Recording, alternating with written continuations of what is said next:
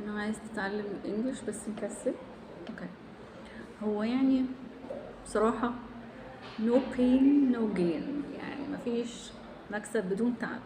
اوكي، بس خلينا نشوف في أسوأ الأحوال يعني نقدر نعمل ايه. في حاجة ممكن نقول ايه مثلا، قليل دائم أحسن من كثير متقطع. فاحنا نديها كده ايه، حاجة قليلة بس سنة سنة مع بعض يعني. يعني هيبقى فيه بروجرس بس ضعيف، بس هيبقى أحسن من مفيش خالص. اوكي let's see، مثلا ممكن نشتغل على اسمها العقل الباطن او اللاواعي بتاعنا. وفي دراسات كتير قالت ان هو يعني طريقه فعاله. انا لما كنت بقى عايزه احسن الليسننج والسبيكنج بتاعي لما كنت لسه متخرجه يعني وقبل ما اشتغل، كنت بعمل ايه؟ كنت منزله listening وحاجات على الموبايل معايا، وكنت بسمعها في المواصلات وانا ماشيه، فاهمني، حاطين الهيدفونز في ودني وشغاله اسمع يعني. فممكن نعتبرها طريقه كويسه ان انت ممكن ننزل على الموبايل. هقول لك على كام اسم، او اقول لك whatever بقى، على كام اسم كتاب كده او listening تنزلهم على الموبايل. انت مش هتعمل حاجه، انت هتنزلهم على الموبايل وانت في المواصلات، سايب حاطط الهيدفونز ودانك بتقعد تسمع وانت ماشي في الشارع بتاعي. يبقى انت بس مش هتعمل مجهود ولا حاجه، انت عمال تسمع في وقت الفراغ بتاعك، مش هتقعد مخصوص تقول انا هقعد اذاكر، ولا هتخصص وقت مخصوص للمذاكره ولا الجو ده. تمام. بس هي التركية في ايه بقى؟ التركية انك speak English like an American. ده عبارة عن ملف PDF فيه 25 درس ومعاهم 25 listening بتوعتهم. تمام. فكل اللي عليك انك تحطهم على الموبايل معاك، ما فيهمش حاجة. هنختار الليسنج الاولاني مثلا. اوكي، هو ده اللي هنقعد نسمعه لحد ما تلاقي نفسك عارف انت لما نيجي نسمع اغنيه كتير لغايه ما تلزق في دماغنا ونقعد نرددها كده مع نفسنا، يعني ده اللي احنا نعمله.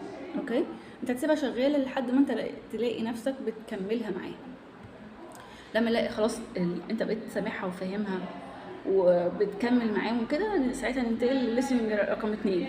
وبعد ما نعمل ده نبقى 3. يبقى مش هنسمع ال 25 درس ننزلهم النهارده، اقول هقعد اسمع ال 25 درس النهارده وانا رايحه وانا جايه وخلاص على كده وخلصوا مره واحده وخلاص، ولا ليها اي 60 لازمه. اسمع الحاجه الواحده كتير، نزل مثلا فايل واحد واقعد اسمعه 20 30 40 مره، ما فيش مشكله، المهم يبقى خلاص اتحفظ. بعد ما نتحفظ نشوف الليسننج اللي بعده. تمام. التريك هنا انك تجيب فايل واحد نسمعه كتير 20 30 40 مره، بعد كده نشوف ليسننج بعده. مش هسمع 30 ليسننج او 30 ليسننج او 30 اوديوز مثلا، كل واحد مره مره مره ملهاش اي لازمه. تمام. ممكن من الليسننج الاولاني دوت او الاوديو الاولاني خدت 3 4 كلمات عرفتهم جديد، يبقى حلو، يبقى الاسبوع الجاي 3 4 كلمات جديد، حلو.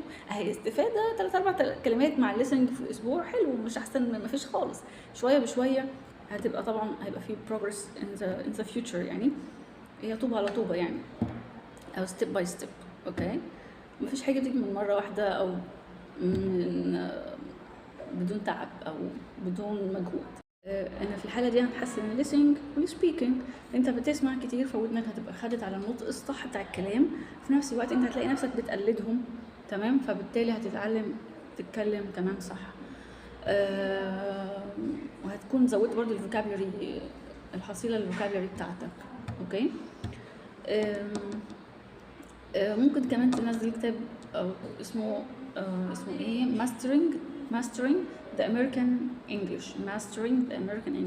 هو كتاب تقريبا 10 chapters على ما اظن، وكل chapter يعني هو 4 اسطوانات، كل اسطوانه فيها حوالي 50 60 اوديو. تمام، كل اوديو ماسك مثلا جزء معين يتكلم، او كل تشابتر جزء معين، اسفه.